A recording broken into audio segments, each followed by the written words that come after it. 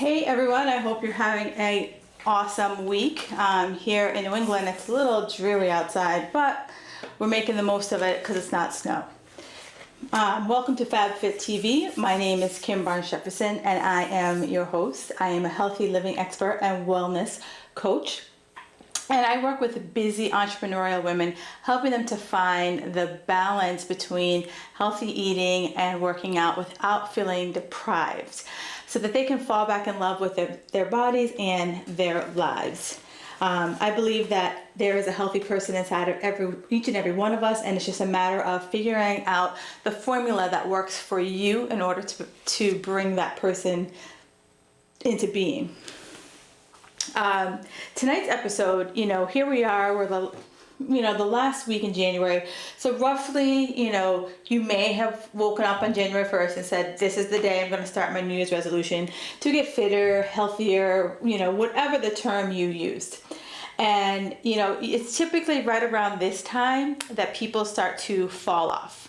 That, you may not be seeing the results that you have expected. It might just be becoming too hard. It might just be something that's not sustainable for you. You might find that your life is getting in the way. So tonight I wanted to talk to you about how do you make it work? How do you take this dieting, this healthy lifestyle thing, and truly make it a lifestyle? And every time I say that, I want to roll my eyes too. And the big thing about all of this is that you have to make it work for you. I see it all the time on social media. That so-and-so says, oh, I'm trying to lose 20 pounds. And then you get all these people glomming on do this, do that, do this, do that. And if I'm that person, I'm like, do I go with her? Do I go with him? What do I do? And it's really when you figure out you. And I know that this approach is a little bit, roundabout, but I'll tell you that when you take the time, the benefits will pay off multiple folds, because you can't buy your way through a beginning. I say this all the time.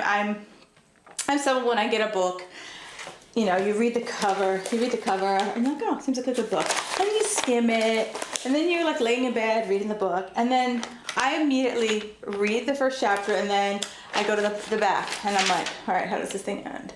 How does this thing end? And that's we crave certainty. We as humans, we crave safety and certainty. And so you want to feel safe that this program, that you've invested your time, you invested your money, you invested your hope, your faith, that it's going to work. So you want to skip to the end of the book and read that, you lost the weight and lived happily ever after, right? That's what we want to do. And I hear you, because I've been on my own journey with trying to figure out why my hormones are all fouled up, and no one's been able to tell me what the journey is going to look like, or no one's even to put on a route map. We're still in the investigative stages right now, and it's frustrating, but at least I'm on a path that before I was kind of in the woods, lost. So what I want you to think about is that whatever program you follow should make you feel satisfied. You shouldn't feel deprived, because that's when you set yourself up for that bender. That's when you're cutting off all these food groups, you're cutting out this, you're cutting out that, and then when you show up for that event that happens to have any of those foods that you love, you're like, hold my feet, it's going down. And you lose your stuff, and that stinks, because then you go home, you're driving home, and you feel guilty, oh, I can't believe I did that. And you go 22 rounds with yourself, and over what? Some brownies, some pizza. What was it that caused you to just be to yourself? And then I want you to come up with a plan that's going to maximize your fat loss, because it's not about the scale. The scale is just your relationship to gravity. That's all the scale is. So I want you to be able to look in the mirror and see, the way I describe it is, we all know what a beach ball looks like. It's like this big, right? This big thing, beach ball, filled with air. Now a softball, solid, right? That thing hits you, it's gonna knock you down. Beach ball hits you, it's more annoying. And that's what a scale is all about. The scale is the beach ball. But I want to look like a baseball because that means I've built great muscle, I'm tight, I've stoked my metabolism because I have this great muscle on me, versus this beach ball that just floats around. So it's really figuring out the you diet, you know, not the, hey, I did blah, blah, blah, and this is how I lost weight. Oh, I went vegan. Oh, I cut dairy. I cut this, blah. Figure out what works for you. And it's going to take time. It's going to take patience. But I'll tell you, when you put the time and the patience in, imagine eating like a homing pigeon. Like, you know, like a homing pigeon just knows, like you let it go and it knows it can fly all around the world and all of a sudden it comes right back to you. You know, that's what I want it to be. It's kind of like I have this cat in my backyard. I call him Black Cat. I have no idea who he belongs to. I know nothing. He comes in my backyard every single day. Every single day. And he suns himself in my backyard and then he just disappears. But every single day he knows to come at the specific, like every morning, he sits in my backyard and suns himself. And that's what he does. So that's what I want you to be like. I want you to be like Black Cat. Just shows up and just knows where the best sun is at the time of day. So what's the best way to lose this fat, right? How do you do it? So typically, most people do this.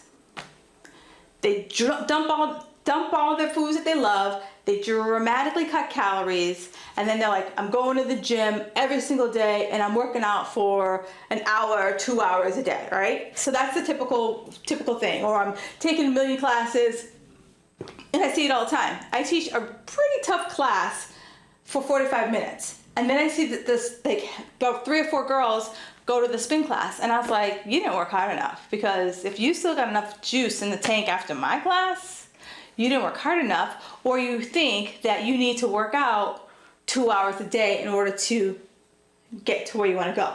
And I'll tell you how that happens. You start working out, and then it's a change. If you've gone from 0 to working out, your body's like, doesn't know what to do. So it's like, oh my gosh. So it starts to shed the pounds. So then you're like, oh, this is awesome. It's working. I eat like a bird. I work out like a mad woman, and I'm going to be, it's just going to be so lean. It's just so lean. Then your body's like, hey now, I know what you're doing. And you slow down your progress. And so when you slow down that progress, you're like, you get hooked on the like, well, I'm gonna drop my calories even more, and I'm gonna up my exercise even more, so that I get back to where I was. And it's that vicious cycle. And trust me, I was in that vicious cycle for a really long time. And you're constantly chasing that cardio, chasing that food, chasing that cardio, chasing that food. But when you keep dropping your calories and upping your exercise, your body's like, damn, feed me something. And that's when the cravings kick in. That's when you can't control yourself around food. You're never satisfied because there's nothing in the tank, and your body's like, you're asking me for all this stuff and you're not feeding me. I need food in order to give you everything that you want. So when you slash that, when you slash your calories and increase your cardio, you're defeating the purpose. You're not giving the body what it needs. And I know some of you know about the whole starvation mode, and that's where people fall into that bucket of, yeah, you're starving yourself. And it's that vicious cycle. So now here's where I tell people, it's like, yeah, cardio is great, and people like cardio. Us ladies, we gravitate towards the cardio because it kicks off these endorphins, it kicks off the serotonin, and we're like, I just rocked that spin class. Look how sweaty I am. Because we immediately get that payoff. We immediately feel like, oh my gosh, you feel the sweat, you're breathless, you're dying, and that feels really good. That's, that tells you, check, I'm kicking my own tushy. But with strength training, for us women, I find that it's twofold. And the reason why I encourage you to start strength training is, I want you to think about a stove. You have a gas stove and you have an electric stove. The cardio is the gas stove. So you turn on the gas, flame, instant fire, right? Turn off the gas, fire gone. That's cardio. So as soon as I get off that machine, within moments, all the heat that I built up in that workout is gone. With strength training, it's like it's like an electric stove. So you know that you turn on the electric stove and it gets all bright and hot, and then you turn it off. And that electric stove is still bright and hot. Like you can't put your hand on it. That's what strength training is. You know, depending on what you've done, strength training can last anywhere from 24 to 48 hours post workout, where cardio only lasts maybe 30 minutes after working out. So that's what the strength is. The other thing about the strength, especially for us ladies, is that it pulls on our bones. And for us, you know, we're more prone to osteoporosis. So the heavier that we lift, the more muscles pulling on our bone, the more it's increasing that muscle density. The other thing is that, you know, as we age, you know, our muscles start to atrophy naturally. It's just a fact of aging. But you want to be able to have enough muscle going into it, because imagine being 90 years old and not being able to lift a gallon of milk. 90 years old, not being able to lift a gallon of water. 90 years old, not being able to lift yourself off the damn toilet, right? So strength training isn't about turning into Arnold Schwarzenegger, isn't turning into like, you know, some bulky person. It's about how do I use the strength so that as I age with grace. The other thing with strength training, it's the strength training that gives you the physique that you're looking for. It gives you that tighter waist. It gives you those nice shoulders. It gives you that nice tushy that we all want. It's in that strength training. And I'm sorry, ladies, I don't know who's starting this myth, but you can lift heavy and you won't look like a dude. Unless you have some freak testosterone hormone going on, there's no way, or you're taking something, some super hormone, you are not going to get bulky. It's not possible at all. And the beauty about strength training, it can be done with anything. You can use, you don't have to go to a gym. You can use your body weight. You can use bands. You can use a TRX. Like there's so many things. You can use dumbbells, and there's so many things, and like it's not that expensive. If you go to like you know, you can find things at like Marshall's or Target. You know, there's so many people are working out from home, so it's really easy to find quality stuff that's not gonna break your bank. But I do believe you need cardio. It's not this long duration cardio that you need. There needs elements of it, and if you're someone who's, you know, running a marathon and things like that, then, you know, we have a different conversation because you're training for a different goal. But if your goal is to fit into your pants and have some more muscle tone to you, then I want you to focus on shorter durations, but like higher intensity. So I don't know if you've heard the word HIIT training, interval training. And basically what that is that you push until you can't, and then you recover. Push until you can't, and then you recover.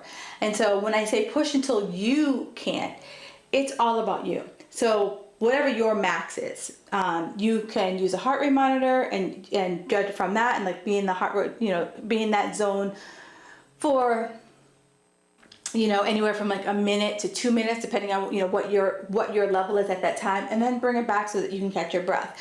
It doesn't have to be that sophisticated. It could just be literally following my breath. You know, I'm gonna push until I'm breathless, and then I'm gonna catch my breath. Push till I'm breathless, and then I catch my breath.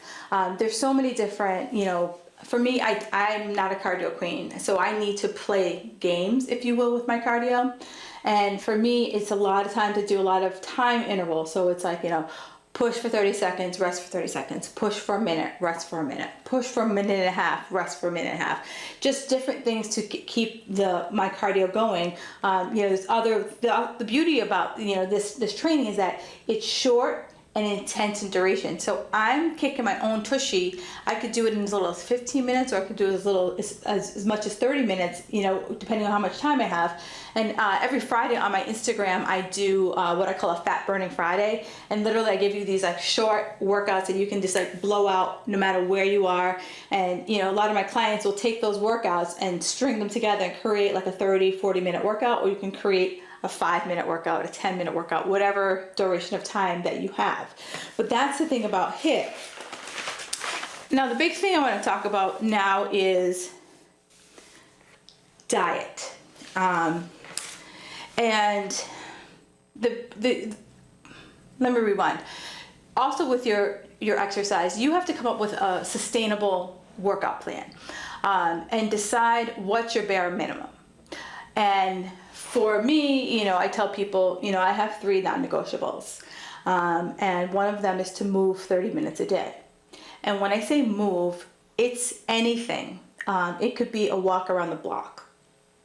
And I keep it loose by saying move, so that regardless of where I am, it's possible for it to happen. There's probably, I came up with this probably about 4 or 5 years ago, and I can think of like 2 times that it didn't happen. And once was I was on a 12-hour plane ride, and it was kind of hard to do move for 30 minutes. But once I got off the plane, you bet your sweet tushy that I moved for 30 minutes. The other thing was, so I keep it simple. It could be, I could do a yoga class. I could physically go to the gym, whatever it is. It's just I'm moving my body for 30 minutes. And so I want you to, think about when you're coming up with like your workout plan, what's sustainable for you right now. I don't want you to look and say, I should be working out this amount of time, or such and such works at this amount of time, I should do that. Like, I want you to like literally like sit down and say, this is all, look at your schedule and be like, this is all the time I got. So it's 2 days, then that's all you got. If you have 3 days, great, then that's all you got. Maybe some weeks you might have a little bit more time than others, and that's fine, because that's life. Like, life isn't this like static thing. This is life. Sometimes this is your day, right? So you need to just figure out what's sustainable and what's going to be possible for you, and have that conversation. When I work with my clients, I always ask them what's realistic, because sometimes, so I say like, well, I asked, on my questionnaire, I asked, well, how many times can you work out? And 7. And I was like, seriously, like, what's realistic? What is a realistic amount of time that you can work out? Because that way you're not setting yourself up for failure. I'm not giving you too much that you're going to feel overwhelmed, overloaded, and then eventually be like, this is for the birds, and you're done. So think about, be conscious of that time. I work for myself. Could I work out 7 days a week? Absolutely. But I always say to myself, I'm going to work out 4 to 5 days a week. And you know why? It's because I know that at least 2 to 3 days a week, something is going to go, there's something that's going to come up that's going to not make it possible for me to work out or go to the gym. So I still move. So like there's still times that I'm like, all right, I'm just going to go for a walk today. But I physically want to go to the gym at least 4 to 5 days a week. But I know in my head that, I have a plan B. So I always want you to think about what's that plan B if you're not able to go to the gym. 2 years ago, we had a really bad winter. And literally it was like, you'd wake up and you'd be like, there's 30 inches of snow outside. I either shovel out to go to the gym, or I figure something out before I go out to shovel. And so, you had to become more resourceful around that.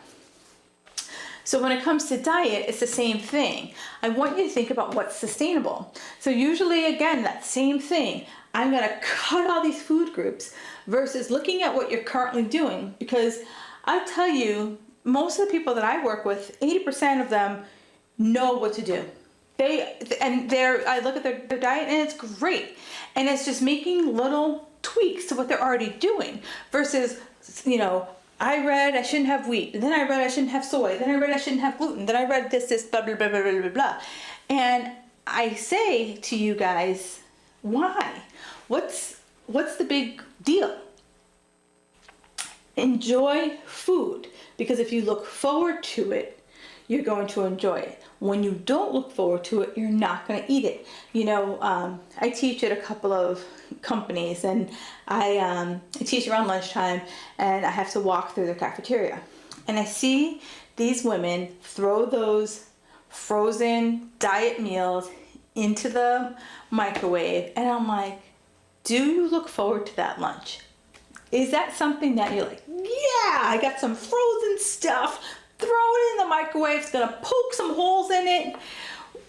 so it doesn't explode in the microwave. That's my lunch. Yeah, I can't wait to have it. No. Or are you like, shoving salad in your mouth? Like, figure out what's going to make you happy. What's going to make you want to eat it. And it's not about banning food groups.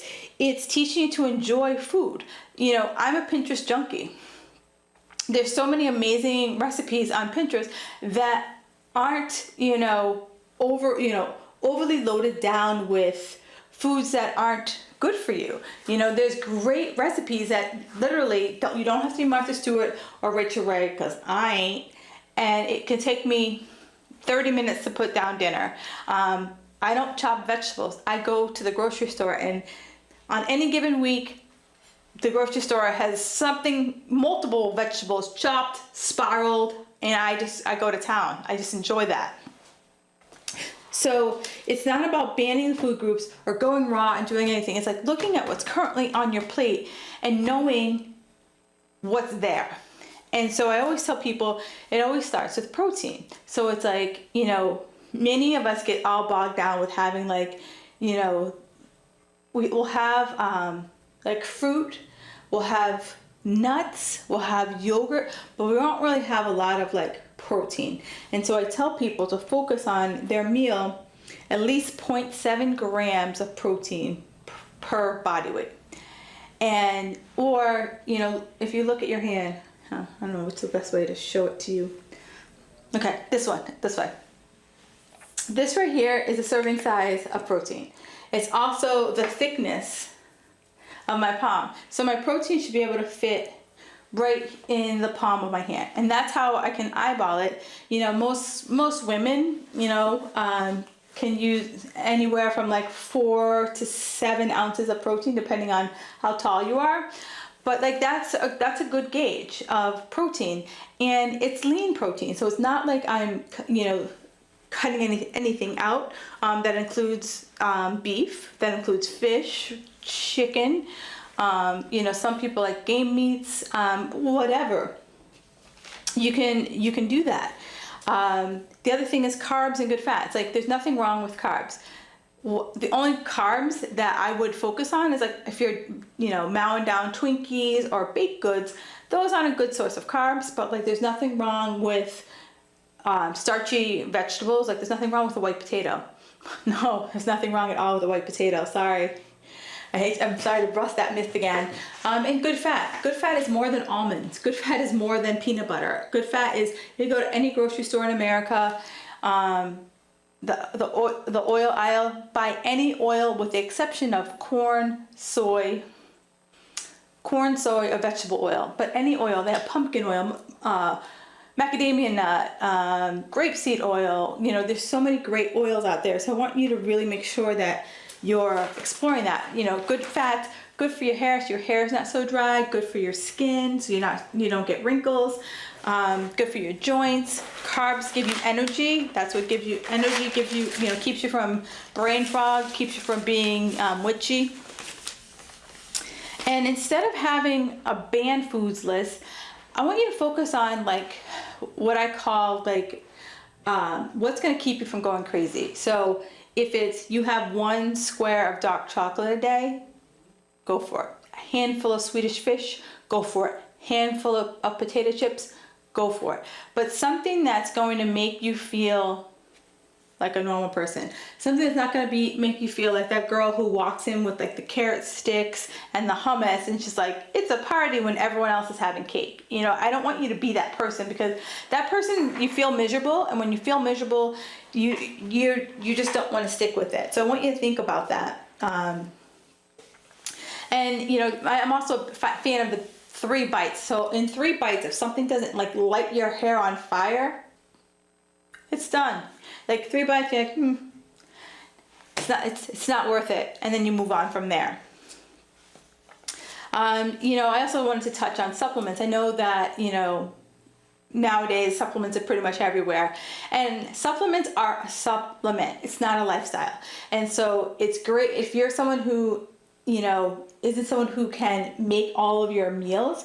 having 1 to 2 protein shakes a day isn't going to kill you, but I really want you to look at the ingredients in that protein shake. I want them to not have any artificial flavors, artificial sweeteners, any artificial fillers. So flip it over and look at the ingredients on the back of that shake. Because a lot of them just has a lot of just like chemical crap inside of it. Think about incorporating a nice fish oil into your diet, as well as a multivitamin. But again, check with your doctor, because some of the supplements might interfere with any of the medications that you might be taking. Picking your pace. Where are you? Are you a speedy Sally? Are you someone who can take all the stuff that I gave you and just run with it and then implement it? Or are you someone who's very comfortable and you need to take your time? Or are you someone who's in the middle of the road that can go a little fast, you can go a little slow? So I want to thank you guys so much for your time. I'll be back on February 7th, and I'm going to be talking about managing your weekend behavior. And I hope you guys have a great day. You know where to find me. You can find me at fabfitsquad.com. All the show notes will be available there. fabfitsquad.com/live TV. And I will see you guys in a few weeks. Have a fabulous Tuesday.